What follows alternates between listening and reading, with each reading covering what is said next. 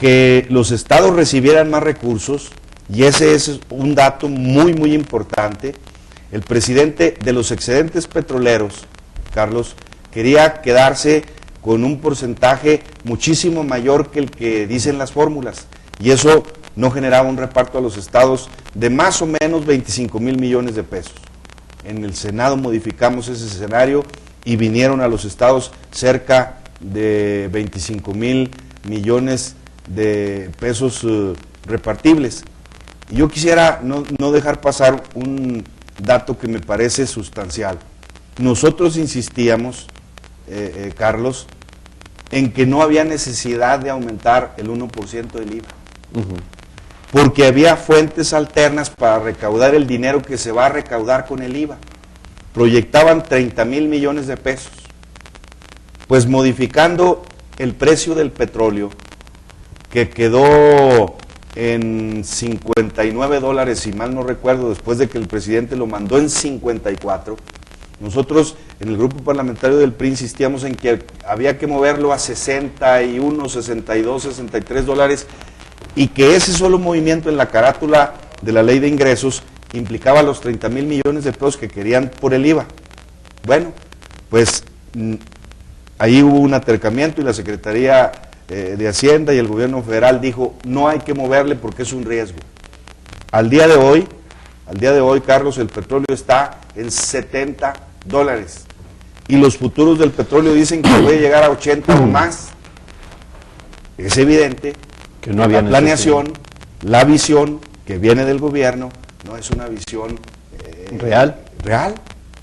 No, y más de espaldas a la ciudadanía, ¿no? Que es lo grave, ¿no? ¿Qué sentido tenía generar esta gran inquietud y esta crispación o división que se da entre nosotros? Pues teníamos muchos años que no veíamos a un presidente peleando con los empresarios, y luego no solamente dejas pasar el asunto económico, dejas insatisfecho a un gran número de mexicanos, específicamente a los empresarios con quien discutiste, lograste tu objetivo, digamos, entrecomillado en el Congreso, y luego, en lugar de sanar las cosas, vuelves a decir, y si no hubiera sido por este grupo de gentes, se hubiera logrado todavía más. ¿Más en qué sentido? Más en el sentido de imponer criterios que no vienen ni siquiera, como tú lo has dicho, en la consonancia mundial. Estados Unidos, el ícono del capitalismo, el gobierno compró sus bancos para protegerlos. El gobierno le metió dinero a infraestructura, le metió dinero a las empresas, no movió las tasas de impuestos, bajó los índices, digamos, que más afectan. En México estamos haciendo justo exactamente lo contrario. Claro, claro. Senador, vamos a un corte, regresamos en un momento. Con mucho gusto. Su opinión es importante. Llámenos 813-8040, 813-4400. Regresamos.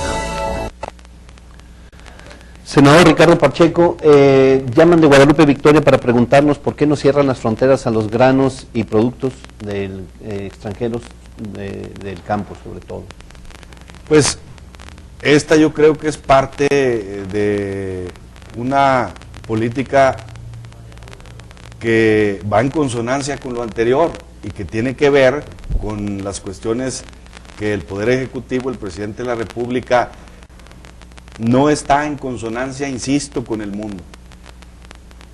Nosotros en Economía, a la Secretaría de Economía, le hemos pedido varias veces por los forestales de Durango que la madera, el triplae, sabido de todos nosotros, de Chile por ejemplo, cuesta a veces aquí en Durango menos que el triplae nuestro. Claro. ¿Por qué? Pues porque no hay una protección a nuestros propios industriales, a nuestros propios campesinos.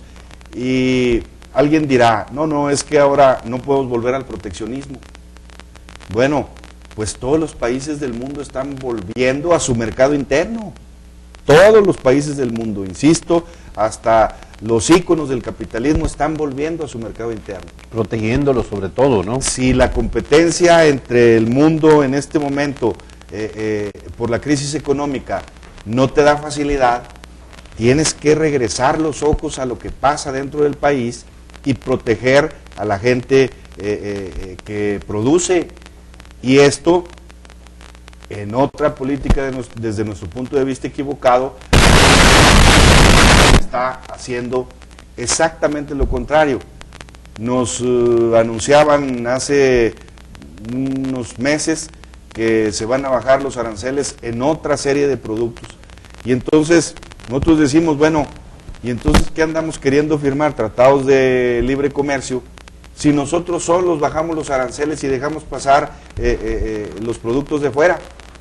Es el caso de los campesinos, a los que yo creo que debemos voltear. Debo decirte que el Senado en este periodo de sesiones presentó una iniciativa también. ¿Para qué?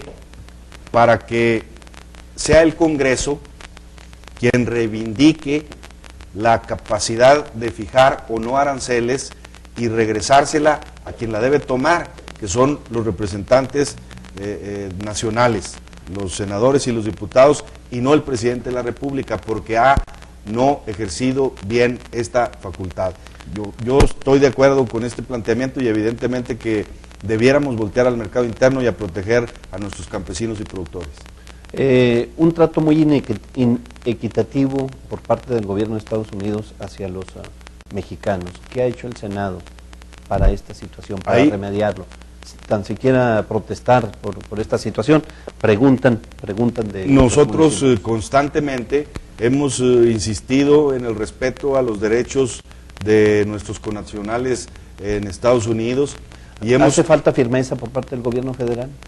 Yo creo que sí, y también diría de los órganos congresionales que nos reunimos cada vez en interparlamentarias con los senadores y los diputados de Estados Unidos y hacer planteamientos de esta naturaleza.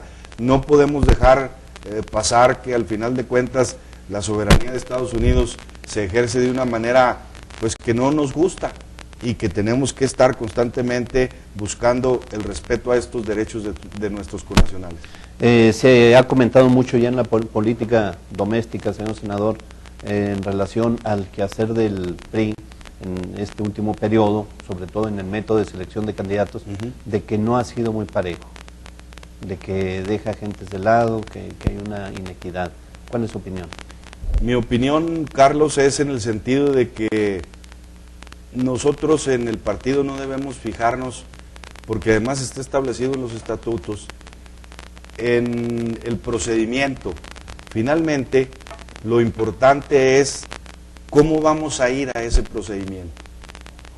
Yo estoy convencido que la participación en uno o en otro método puede darse, puede ser una participación representativa de todos los organismos del partido, de toda la sociedad incluso, y nos debe generar una competencia efectivamente transparente, equitativa, que le genere certidumbre a todos quienes aspiran a un cargo de elección popular en el próximo proceso, de que su voz es escuchada, de que puede estar presente en los órganos del partido intentando en una competencia que yo diría debe ser abierta, franca, llegar a ese cargo de elección popular.